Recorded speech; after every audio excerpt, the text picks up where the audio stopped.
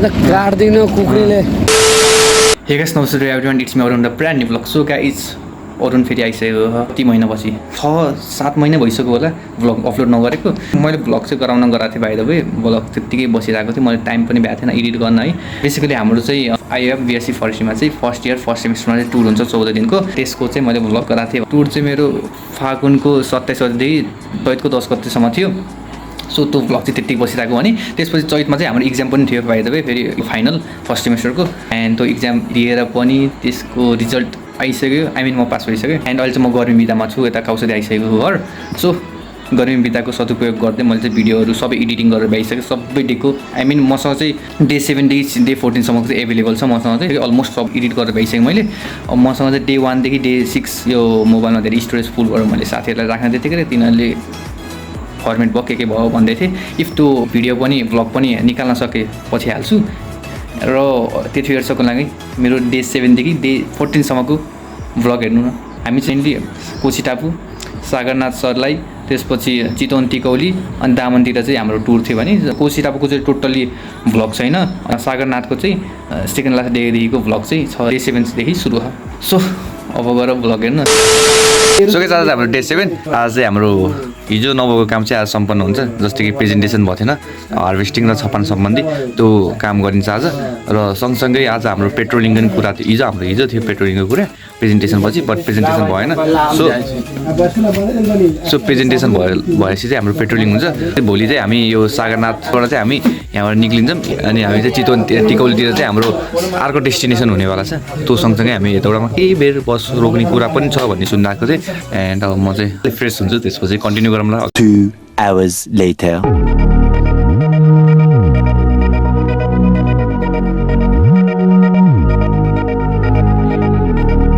हामी चाहिँ अहिले सर्लाहीको डिभिजन 1 कार्यालय आएको छौँ। यस्तो निन्द्रा लागिरहेको छ।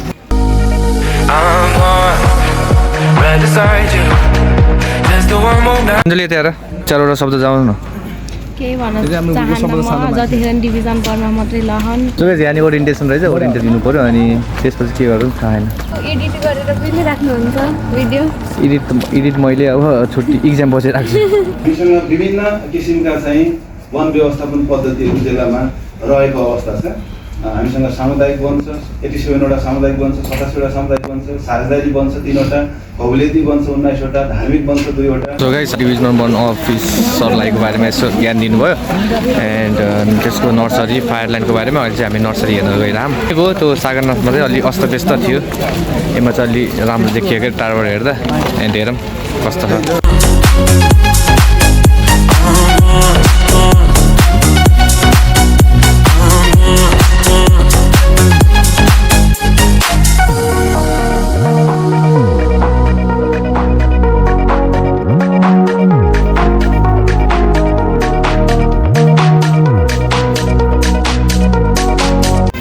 चाहिँ हाम्रो डिएफओ सरलाईको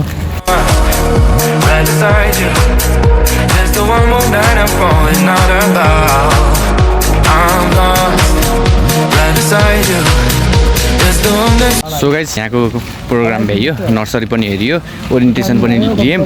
सो गाइज अब हाम्रो खाजा खाने ब्रेक भएको छ।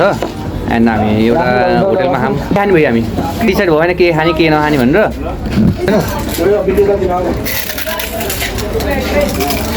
ढुङ्ग्रो खायो, अब के खाने हो भन न हौ। के खाने रे हामी? सोयाबिन खाने, चटपट खाने अनि सोयाबिन चटपट चना अन्डा छ। मैले चाहिँ चना अन्डा खाँदिनँ। हामी आफ्नो नयाँ डेस्टिनेसनमा आइसक्यौँ। कहाँ आएको मलाई पनि थाहा छैन, फ्याक्ट्री टाइप रहेछ।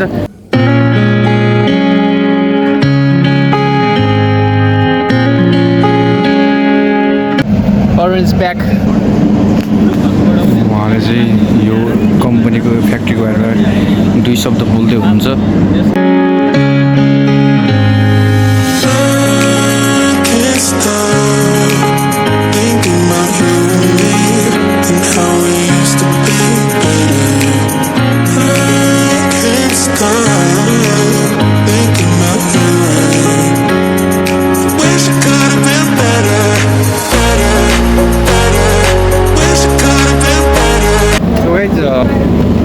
यसलाई चाहिँ प्यालेट भन्छ रे। त्यो चाहिँ फाइनल प्रोडक्ट यो कम्पनी म चाहिँ चितार भोलि भने त्यहाँ चाहिँ अलिक मोटो लाग्छ त्यो हेरौँ बोलाएर चाहिँ हामीले त्यहाँ आउँछन् सानो कुरा भयो अब मलाई ठुलो हेर्नुहोस् है यो सानो छ यो ठुलो यसलाई चिप्स भनिन्छ यसलाई ब्रिगेड भनिन्छ यो 8 mm को छ सानोवाला यो चाहिँ 90 mm को छ है सो गाइस हाम्रो यो फ्याक्ट्री एक्सप्लोर पनि भइसक्यो आज अहिले चाहिँ धेरै ज्ञान दिनुभयो फ्याक्ट्रीको बारेमा दाइ यस्तै हाई गरिदिन्छ आज हामी दाइको हेल्पले आज हामी राति क्याम्पिङ गर्ने साथीहरू सँगै हामीले एउटा टिकटक पनि गरायौँ जुन चाहिँ हाम्रो IOF 2082/2086 त्यो टिकटकको पेजमा आउँछ सो त्यहाँ पनि गएर हेर्नु होला होइन फलो पनि गरिदिनु होला तर छिटै बन्द गर्नुपर्छ आज काट्दिनँ कुखुरीले कोहीले छिटो सुत्न गयो जो जित्ता वही सिकन्दर हामी चाहिँ अहिले हाट बजार आयौँ कस्तो हाट बजार थाहा छैन आई मिन एक दुईवटा पसल बाइक छैन हाट बजारतिर आएको अरे अब के पसलतिर जानला के खान्छौँ थाहा छैन हेरौँ जे छ त्यही खाऊँ हामीले बदाम सेक किन्यौँ भन्नुभएको केमा जाने गरेर रिपोर्ट गर्नु हो 2 दिनको हिजो गर्ने भनेको हाउरी चल्यो हामी पेट्रोलिङमा जाँदैछौँ